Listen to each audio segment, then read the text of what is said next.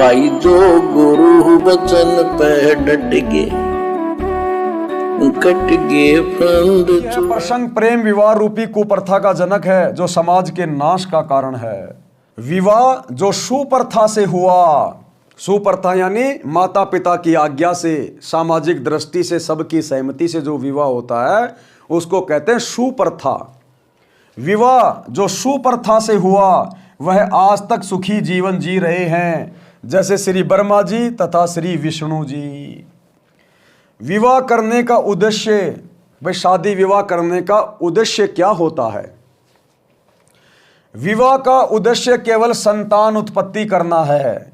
फिर पति पत्नी मिलकर परिश्रम करके बच्चों का पालन पोषण करते हैं, उनका विवाह कर देते हैं, फिर वे अपना घर बसाते हैं। इसके अतिरिक्त प्रेम विवाह समाज में अशांति का बीज बोना है, समाज बिगाड़ की चिंगारी है।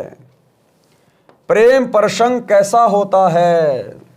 उत्तर, जो चरित्रहीन लड़के लड़की होते हैं वे चलते समय अजीबो गरीब एक्टिंग करते हैं। उन लजमारों की दृष्टि भी टेढ़ी मेढ़ी चलती है। कभी बनावटी मुस्कुराना, मुड़ मुड़ कर आगे पीछे देखना, चटक मटक कर चलना उन पाप आत्माओं का शौक होता है जो अंत में प्रेम विवाह का रूप बन जाता है। बाद में उनको पता चलता है कि दोनों के अन्य भी प्रेमी और प्रेमिकाएं थी, यानी उनका चक्कर किसी और के साथ भी चल रहा था। बाद में पता चलता जब उनकी शादी हो जाती है, लव मैरिज हो जाती है, बाद में फिर उनका जीवन नरकमय बन जाता, नरकमय। और एक दूसरे को छोड़ने में बिल्कुल भी शर्म नहीं करते, तुरंत छोड़ देते हैं, क्योंकि उनके ऊपर कोई पाबंदी नहीं होती है। उनके ऊपर ना कोई समाज की पाबंदी, ना कोई माता पिता की पाबंदी। अपनी रजा से शादी की और अपनी रजा से एक दूसरे को फिर सेकंडों में छोड़ देते हैं। तो ये एक कुप्रथा है, जीवन को बर्बाद करने वाली प्रथा है। बाद में उनको पता चलता है कि दोनों के अन्य भी प्रेमी और प्रेमिकाएं थी। फिर उनकी दशा भगवान शिवजी पार्वती वाली होती है, न घर के रहते हैं न घाट के। और भाई और बहनों, सतगुरु की शरण में आने के बाद जो लड़के और लड़कियां हैं उनके लिए ये विशेष शिक्षा है। यदि आपने सतगुरु की शरण में आने के बाद इस प्रकार की किसी कुप्रथा के तहत लव मैरिज की, माता पिता की आज्ञा के बिना सतगुरु की मर्यादा तोड़कर, तो जगत वालों का तो केवल यही जीवन बर्बाद होगा। आप और हमारा तो आगे का, आगे से आगे के जन्म जन्मांतर बर्बाद हो जाएंगे, क्योंकि हम सतगुरु का वचन तोड़कर उस लव मैरिज में टांग फंसा रहे हैं। तो आप और हम तो समाज वालों से भी ज्यादा दोषी होंगे और ज्यादा सजा के पात्र होंगे सतगुरु के। विवाह करने का उद्देश्य ऊपर बता दिया है। इससे हटकर जो भी कदम युवा उठाते हैं वह जीवन सफर को नरक बनाने वाला है। और विशेष जानकारी के लिए बहुत सारे पॉइंटों के माध्यम से शंका समाधान पुस्तक में समझाया गया है, आप जी पढ़ सकते हैं। यदि किसी का प्रेम संबंध भी बन जाए तो इस बात का ध्यान अवश्य रखें कि अपने समाज की मर्यादा जैसे गोत्र, गांव तथा विवाह क्षेत्र भंग न होती हो, जिससे कुल व माता पिता की इज्जत को ठेस पहुंचे। अगर आपस में कोई लड़का लड़की अपनी सहमति से अगर आपस में प्रेम भी कर लेते हैं और शादी भी करना चाहते हैं, तो सर्वप्रथम तो उनको अपनी अपनी बात अपने अपने माता पिता के सामने रख देनी चाहिए। और उसके बाद में जिस प्रकार से समाज में गोत्र है या क्षेत्र है, जैसे एक ही गांव के दो लड़का लड़की अगर शादी कर लेते हैं तो उनके माता पिता का जीवन भी नरक बन जाता है और उनका भी जीवन नरक बन जाएगा। तो जिस प्रकार समाज में जो आम परंपरा है, थोड़ी सी दूरी बनाकर, मर्यादाओं का ध्यान रखकर, या गोत्र वगैरह या गांव का, इन सभी बातों का ध्यान रखकर ही शादी करनी चाहिए। यदि किसी का प्रेम संबंध भी बन जाए तो इस बात का ध्यान अवश्य रखें कि अपने समाज की मर्यादा जैसे गोत्र, गांव तथा विवाह क्षेत्र भंग न होती हों, जिससे कुल व माता पिता की इज्जत को ठेस पहुंचे। गलती से ऐसा हो भी जाए और बाद में पता चले तो लड़के लड़की को चाहिए कि तुरंत उस प्रेम को तोड़ दें। अगर मान लीजिए आपस में वो इन बातों को छुपा भी जाते हैं, अपने गोत्र को या कोई और मर्यादा को, और जैसे ही उनको पता चले तो तुरंत उनको उस प्रेम संबंध को समाप्त कर देना चाहिए। ये विशेष तौर पर सतगुरु की शरण में आने के बाद लड़के और लड़कियों के लिए है। अंतरजातीय विवाह वर्तमान में करने में कोई हानि नहीं है, परंतु उपरोक्त मर्यादा का ध्यान अवश्य रखें। भगवान शिवजी ने भी देवी पार्वती को इसी कारण से त्यागा था। कथा इस प्रकार है। क्या कथा है? भगवान शिव का अपनी पत्नी को त्यागना, यानी श्री शंकर जी ने पार्वती जी को किस घटना के बाद अपने दिल से त्याग दिया था, पत्नी मिलन बंद कर दिया था। दास ने हल्की सी घटना का जिक्र सतगुरु के आशीर्वाद से कर दिया है और पूज्य गुरुदेव जी ने विस्तार से अपने कर कमल से लिखा है। जिस समय श्री रामचंद्र पुत्र श्री दशरथ राजा अयोध्या वनवास का समय बिता रहे थे, उस दौरान सीता जी का अपहरण लंका के राजा रावण ने कर लिया था। श्री राम को पता नहीं था। सीता जी के वियोग में श्री राम जी विलाप कर रहे थे। आकाश से शिव पार्वती ने देखा। पार्वती ने शिव से पूछा कि यह व्यक्ति इतनी बुरी तरह क्यों रो रहा है, इस पर क्या आपत्ति आई है? श्री शिव जी ने बताया कि यह साधारण व्यक्ति नहीं है, ये श्री विष्णु जी हैं जो राजा दशरथ के घर जन्मे हैं, अब वनवास का समय बिता रहे हैं। इनकी पत्नी सीता भी इनके साथ आई थी, उसका किसी ने अपहरण कर लिया है, इसलिए दुखी है। अपहरण किसने किया था? शंकर जी के भगत ने। ऐसे ऐसे तो इनके भगत हैं, ऐसे ऐसे तो इनके भगत हैं। रावण कौन था? शंकर जी का भगत था। तो क्या शंकर जी को पता नहीं था इस बात का कि रावण ले गया? लेकिन अपनी पत्नी के सामने अपने भगत की ये करतूत बताते हुए शर्म लग रही थी, इसलिए कह दिया कि इसकी पत्नी को कोई उठा ले गया है, उसका किसी ने अपहरण कर लिया है, इसलिए दुखी है। पार्वती जी ने कहा कि मैं सीता का रूप धारण करके इनके सामने जाऊंगी, यदि मुझे पहचान लेंगे तो मैं मानूंगी कि ये वास्तव में भगवान है। शिव जी ने पार्वती से कहा कि ये गलती ना करना, यदि आपने सीता रूप धारण कर लिया तो मेरे काम की नहीं रहोगी। पार्वती जी ने उस समय तो कह दिया कि ठीक है, मैं परीक्षा नहीं लूंगी, परंतु शिव के घर से बाहर जाते ही सीता रूप धारण कर श्री राम के सामने खड़ी हो गई। श्री राम बोले कि हे दक्ष पुत्री माया, आज अकेले कैसे आई? श्री शिव जी को कहाँ छोड़ आई?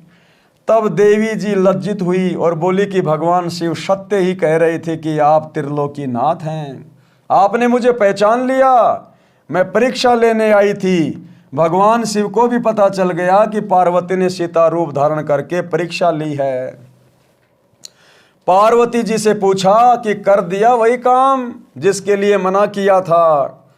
पार्वती ने झूठ भी बोला कि मैंने कोई परीक्षा नहीं ली है, परंतु शिवजी पूर्ण रूप से नाराज हो गए और प्रेम विवाह नरक का कारण बना, जो ऊपर आप जी ने पढ़ा है।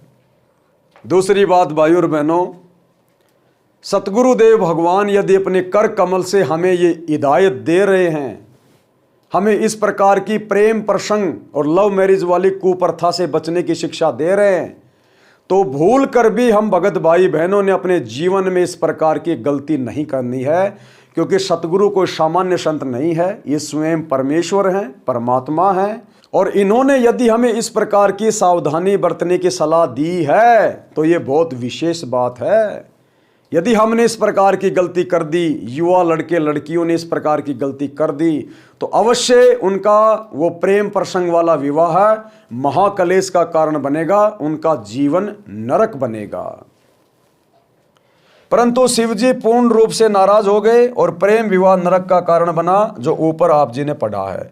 इसलिए युवाओं से निवेदन है, देखो सतगुरुदेव जी निवेदन कर रहे हैं, कोई सामान्य बात नहीं है। इसलिए युवाओं से निवेदन है कि अपनी कमजोरी के कारण माता पिता तथा समाज में विष ना घोलें। विवाह करना अच्छी बात है, बकवाद करना बुरी बात है। विवाह के लिए माता पिता समय पर स्वयं चिंतित हो जाते हैं और विवाह करके ही दम लेते हैं। फिर युवा क्यों सिर दर्द मोल लेते हैं? जब तक विवाह नहीं होता चाव चढ़ा रहता है और विवाह के पश्चात बच्चे हो जाते हैं। 7 साल के पश्चात महसूस होने लगता है कि या के बणी। जैसे हरियाणवी कवि जाट मेहर सिंह जी ने कहा है कि विवाह करके देख लियो जिसने देखी जेल नहीं। कि जिस आदमी ने जिंदगी में कभी जेल नहीं देखी ना, कहते हैं वो एक बार शादी करके देख लेना, उसको पता चल जाएगा जेल की सजा क्या होती है। शुरू में तो चाव चढ़ा रहता है, शादी करूंगा, दुल्हनिया आएगी। और परमात्मा कहते हैं रिंचक सा सुख, वो 2 मिनट का सेज का सुख और दुख सुमेर समाना। और उसके बाद में जब बच्चे पैदा हो जाते हैं, उनका लालन पालन पोषण, उनके कपड़े लत्ते, हारी बीमारी, शादी विवाह, उसके बाद परमात्मा कहते हैं तेरा वो 2 मिनट का सेज का सुख और पहाड़ के जैसा दुख बन गया। रिंचक सा सुख दुख सुमेर समाना, सुमेर यानी पहाड़। तो परमात्मा ने किसी गायक की एक छोटी सी पंक्ति लिखी है कि विवाह करके देख लियो जिसने देखी जेल नहीं। जैसे जेल में 4 दीवारी के अंदर रहना मजबूरी होती है, इसी प्रकार विवाह के पश्चात माता पिता के लिए, अपने परिवार के पोषण के लिए, गृहस्थी जीवन जीने के लिए सामाजिक मर्यादा रूपी 4 दीवार के अंदर रहना अनिवार्य हो जाता है। फिर अपनी मर्जी नहीं चला सकता, यानी नौकरी वाला नौकरी पर जाता है, मजदूर मजदूरी पर तथा किसान खेत के कार्य को करने के लिए मजबूर है, जो जरूरी है। इसलिए विवाहित जीवन मर्यादा रूपी कारागार कही जाती है। परंतु इस कारागार बिना संसार की उत्पत्ति नहीं हो सकती। अपने माता पिताजी ने भी विवाह किया, अपने को अनमोल मनुष्य शरीर मिला। इसी शरीर में भक्ति करके मानव मोक्ष प्राप्त कर सकता है, जो विवाह का ही वरदान है। इस पवित्र संबंध को चरित्रहीन व्यक्ति कामुक शैक्षी कथा सुनाकर तथा राग रागनी गाकर युवाओं में वासनाओं को उत्प्रेरित करते हैं, जिससे शांत व मर्यादित मानव समाज में आग लग जाती है। तो इन सभी कुप्रथाओं को और इन सभी प्रकार की बुराइयों को जो समाज में ज्ञानहीन लोगों ने काल प्रेरणा से फैला रखी है, हम सतगुरु के भक्तों का ये सतज्ञान लेने के बाद हमने अपने गुरुदेव भगवान के मिशन में सहयोग करना है। और हम भगत भाई बहनों ने, यदि अभी तक आपकी शादी नहीं हुई, आपका विवाह नहीं हुआ, तो आपने विशेष तौर पर गुरुदेव के कर कमल से लिखित इस पवित्र पुस्तक की पंक्तियों को ध्यान में रखकर आपने स्वयं भी सब प्रकार की सामाजिक मर्यादाओं में रहते हुए, अपने घर परिवार और समाज की मर्यादाओं का ध्यान रखते हुए, अपने गुरुदेव और माता पिता की इज्जत का ध्यान रखते हुए ही सोच समझकर कदम आगे बढ़ाना है। और समाज में फैली तमाम कुरीतियों कुप्रथाओं को हमने दूर करने का प्रयास करना है। जब हम इन तमाम प्रकार की कुप्रथाओं से कुरीतियों से पीछे हटेंगे और मर्यादाओं में रहकर हर प्रकार से अपने संस्कारों का निर्वाह करेंगे, तभी तो समाज का सुधार होगा, तभी तो हमारे पूज्य गुरुदेव जी का ये मिशन पूरा होगा। जिस कारण से कई परिवार उजड़ जाते हैं, जैसे समाचार पत्रों में पढ़ने को मिलता है कि युवक तथा युवती ने गांव में प्रेम करके नाश का बीज बो दिया। बहुत सारी निकम्मी आत्माएं अपने ही गांव की बहन बेटियों के साथ में लव मैरिज कर लेते हैं, आपस में प्रेम प्रसंग कर लेते हैं और आपस में शादी कर लेते हैं, या आपस में लड़का लड़की गांव छोड़कर भाग जाते हैं। उस माँ बाप की इज्जत के ऊपर, उनके जीवन के ऊपर वो दाग लगा जाते हैं, उन माता पिता का जीना हराम कर जाते हैं। समाज और गांव के लोग उनको ताने कसते हैं, उनको व्यंग देते हैं, घर से बाहर निकलना उनका दूभर हो जाता है और खुद का तो जीवन उनका आगे चलकर नारकीय होता ही होता है। तो हमने बहुत प्रकार से मर्यादाओं का ध्यान रखना है, विशेष तौर पर सतगुरु की शरण में आने के बाद। जिस कारण से परिवार के परिवार उजड़ जाते हैं, जैसे समाचार पत्रों में पढ़ने को मिलता है कि लड़का तथा लड़की ने गांव में प्रेम करके नाश का बीज बो दिया। लड़की वालों ने अपनी लड़की को बहुत समझाया, परंतु गंदी फिल्मों से प्रेरित लड़की ने एक नहीं मानी। परिवार वालों ने लड़की की हत्या कर दी, जिस कारण से लड़की का भाई, पिता, माता तथा भाभी भी जेल गए। आजीवन कारावास हो गई।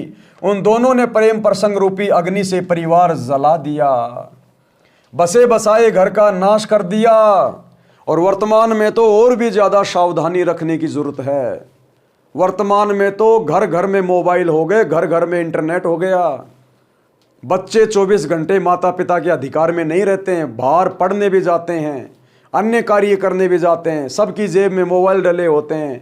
आजकल इंटरनेट फ्री होता है महीने महीने भर का। तो विशेषकर सतगुरु की संगत वाले भाई बहनों के लिए संदेशा है सतगुरु का कि बच्चों, तुम्हें पता चल गया कि ये मोबाइल किसने बनवाए हैं और क्यों बनवाए हैं।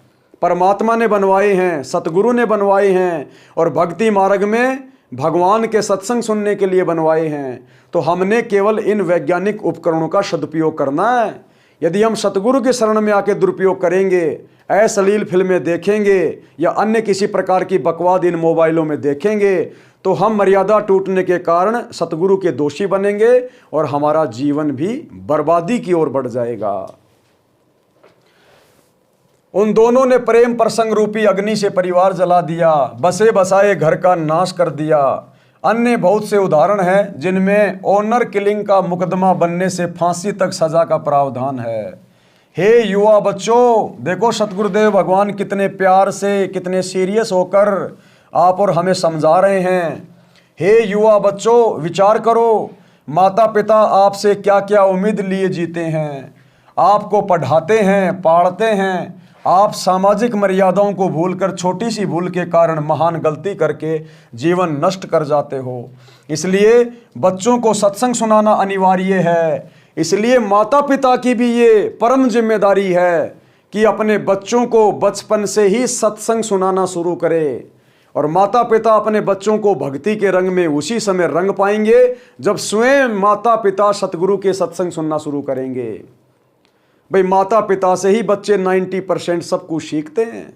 जब माता पिता भक्ति मार्ग पर चल पड़ेंगे तो सतगुरु के आशीर्वाद से उनके बच्चों में भी अच्छे संस्कार उत्पन्न होंगे।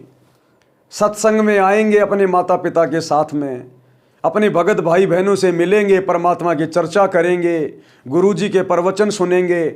सत्संग में आए हुए भाई बहनों की, माता बुजुर्गों की, बूढ़ों की, रोगियों की सेवा करेंगे, मदद करेंगे, उनके बर्तन धोएंगे, उनके कपड़े धोएंगे, उनको भंडारा खिलाएंगे, परमात्मा की चर्चा करेंगे, महिमा करेंगे। तो परमात्मा उन बच्चों में काल प्रेरणा को हटा देता है। परमात्मा की भक्ति से उन बच्चों में अच्छे संस्कार उत्पन्न होने शुरू हो जाते हैं, जो आगे चलकर ना वो बच्चे माता पिता को दुखी करते और ना भक्ति पर लगे हुए माता पिता अपने बच्चों को किसी प्रकार से दुखी करते, परेशान करते। तो वो परिवार स्वर्ग बन जाता है। तो इसलिए गुरुदेव भगवान निवेदन कर रहे हैं कि बच्चों को भी चाहिए, युवा बेटे और बेटियों को भी चाहिए कि वो बहुत सोच समझकर अपने घर परिवार, समाज और माता पिता की इज्जत का ध्यान रखकर कोई कदम उठाएं। हे युवा बच्चों, विचार करो, माता पिता आपसे क्या उम्मीद लिए जीते हैं, आपको पढ़ाते हैं, पालते हैं। आप सामाजिक मर्यादाओं को भूलकर छोटी सी भूल के कारण महान गलती करके जीवन नष्ट कर जाते हो। इसलिए बच्चों को सत्संग सुनाना अनिवार्य है। सामाजिक ऊंच नीच का पाठ पढ़ाना आवश्यक है, जिसका लगभग अभाव हो चुका है। और ये सामाजिक ऊंच नीच, इज्जत और मर्यादा, इन सब का पाठ आप उसी समय सही प्रकार से पढ़ा पाओगे जब पहले आप जी सतगुरु से जुड़कर भक्ति लेकर सत्संग सुनकर पहले आप उन तमाम प्रकार की मर्यादाओं से आप जी परिचित हो जाओगे। तभी तो अपने बच्चों को शिक्षा दोगे। अरे बच्चों को वही व्यक्ति पढ़ा सकता है जिसने खुद पहले पढ़ाई की हो, अन्यथा बच्चों को क्या पढ़ाएगा। उस टीचर का मुंह देखने मात्र से बच्चे शिक्षित नहीं होंगे। तो सबसे पहले तो माता पिता को समझना चाहिए। इस कलयुग के भयंकर दौर में वैसे ही हर प्रकार से काल ने चारों तरफ आग लगा रखी है।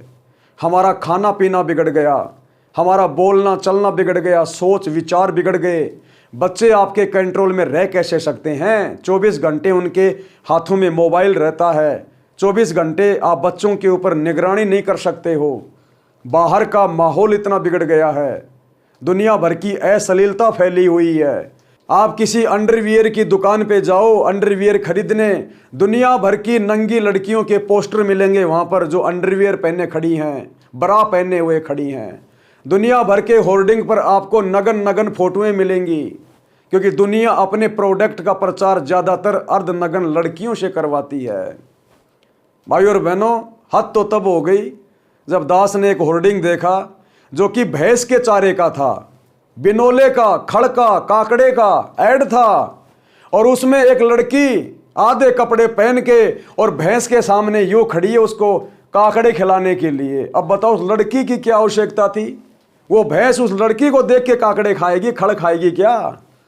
लेकिन उस कंपनी के मालिक को अपना वो प्रोडक्ट बेचना है ताकि लोग उस अर्धनग्न लड़की को देखने के बहाने मेरे उस प्रोडक्ट को देखें।